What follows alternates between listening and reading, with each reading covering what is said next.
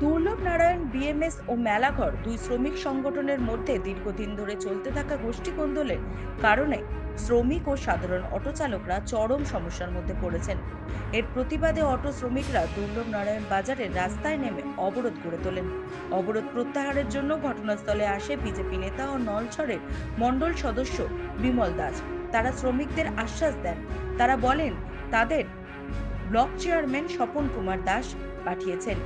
রবিবার তারা দুর্লভ নারায়ণ কমিউনিটি হলে বসে আলোচনার মাধ্যমে সমস্যার সমাধান করবেন বলে আশ্বাস দিয়ে যান, কিন্তু প্রতিশ্রুতির সময় অতিক্রম হলেও আজ পর্যন্ত সেই সমস্যার সমাধান হয়নি, বরং পরিস্থিতি আরো উত্তপ্ত হয়ে উঠেছে এলাকায়।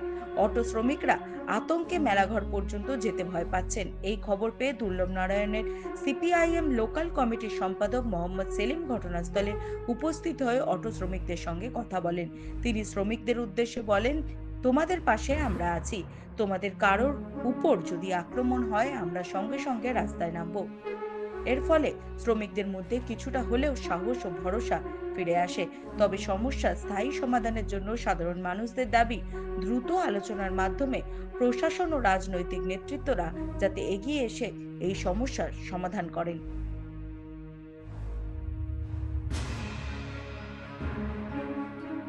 এবং আমার অ্যাকচুয়ালি আমি জানিও না, আমার আসার দরকার নাই, হয়তো কোনো সমস্যার কারণে তো আইতে লাগছে না।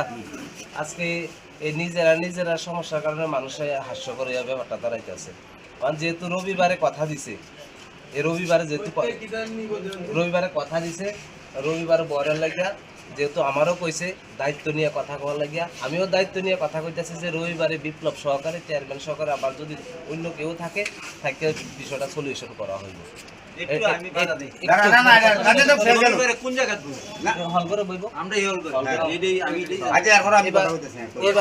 এই বিষয়টা যদি তোমরা সহমত পোষণ করো, আমার সাথে সহমত করো, তাহলে আমি একমত আছি, আর যদি না করো তাহলে আমার আপনার দ্বারা আপনার যে কথা রাখছেন 100 বার, আমাদের সবসময় চিরস্থায়ী অবরোধ করলে আমাদের ফের চলতো না। আপনি শুধু বিপ্লবের দ্বারা 1 মিনিট কথা কইবেন, আজকের থেকে রবিবার অব্দি আমাদের কোনো শ্রমিকের কোনো হয়রানি বিপ্লব একটা কথা কইতো না। যখন না বোয়ামু তারা যখন না বোয়ামু ফোনে ফোনে আমনে আর আমি হেতে তো এখন আমরা যে পরিস্থিতি গেছে, এখন মেলা তো অলরেডি নিউজ আইছে যে গেলে গাড়ি আটকাইবো না, যেটা এটা সম্পূর্ণভাবে চেয়ারম্যান দায়িত্ব নিছে বিপ্লবের সাথে কথা বলছে। চেয়ারম্যান তো আজকে আমরা 6 মাস দায়িত্ব নিতে, যেহেতু দায়িত্ব নেওয়া হয়েছে আমিও কথা কমু যে চেয়ারম্যানের কাবিলিয়ত আজকে আপনারা যে ওটু লাইনের রক্ষণকার আপনারা যারা যেমনি আছেন এমনি যাইবেন, রবিবার পর্যন্ত এমনি থাকবো, রবিবারের পরে সিদ্ধান্ত হইব, এই কোনো একটা সিদ্ধান্ত হইব, ইয়েস হইল নো, যেটাতে একটা দুইটাতে একটা হইব, হইলে ছাড়পত্র হইব, নাহলে না হইব। আসল বিষয় রবিবারে তো ফাইনাল সিদ্ধান্ত হইব, তখন রবিবার পর্যন্ত যেমনি আছে এমনি আপনারা চলেন। আমার কথাটা বুঝাইতে পারছি নি? আমরা বুঝতে পারছি, আমরা কোন শ্রমিক এই মুহূর্তে আমরা তো কি লেগে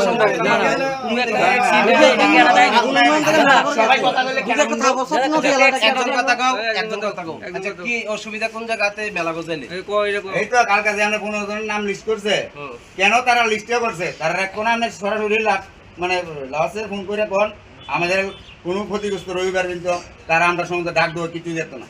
আমরা স্ট্যান্ডার্ড ব্যাপার নিয়ে আমরা যথেষ্ট করি, আমরা স্ট্যান্ড করি। 2-3 দিন আগে দুর্লভ নারায়ণ অটো সিন্ডিকেটে একটা রাস্তা অবরোধ হয়েছিল অটো শ্রমিকদের তাদের ন্যায্য অধিকার নিয়ে। স্বাভাবিক শ্রমিক তার ন্যায্য অধিকারের জন্য তারা লড়াই করবে, এটাই স্বাভাবিক অধিকার। কারণ তাদের যদি ন্যায্য অধিকারে তারা লড়াই করতে না পারে তাহলে কিসের বাক স্বাধীনতা? তো মিডিয়ার মাধ্যমে এবং সোশ্যাল মিডিয়াতে জানতে পেরেছি, আমরাও জানতে পারি যে মেলাঘরের যিনি বিএমএস এর নেতা বিপ্লব মজুমদার এবং দুর্লভ নারায়ণের যে নেতা বলাই দেবনাথ, তাদের মধ্যে সমস্যা, তাদের নেতাদের মধ্যে সমস্যা নিয়েই সাধারণ শ্রমিকরা অত্যাচারিত প্রতিনিয়ত। তারা নেতাদের দ্বন্দ্বের কারণে সাধারণ শ্রমিক অত্যাচারিত হচ্ছে। ওই দিনের ঘটনার পরে যখন নেতারা এই অবরোধ তোলার জন্য আসে, তারা ওইখানে কথা দিয়ে যান, মানে কি বলবো, যাদের কোনো পাওয়ার নেই, যাদের কোনো ফোড়া নেই, আমি ফোড়া বলবো, যাদের কোনো এই 2 পয়সার দাম নেই, কথার কোনো দাম নেই, যারা এসে বলেছিলেন, আমি নাম ধরে বলছি, যিনি বিমল দেবনাথ, যিনি মণ্ডলের নেতা বলে মানে দাবি করেন, একজন পাওয়ারফুল নেতা বলে দাবি করেন বিমল দাস দুর্লভনারায়ণ বাড়ি, উনি এসে শ্রমিকদের কথা দিয়েছেন যে আমি বিমল কথা দিয়েছি, চেয়ারম্যান আমাকে ফোন করেছে, মেলাঘর তাদের সাথে কথা হয়েছে যে রবিবারে বসে আমরা শেষ করে দেব। তখন শ্রমিকরা প্রশ্ন করেছে কোথায় শেষ করবেন, বলেছে দুর্লভনারায়ণ কমিউনিটি হল করে বসে আমরা ওই সমস্যার সমাধান করব।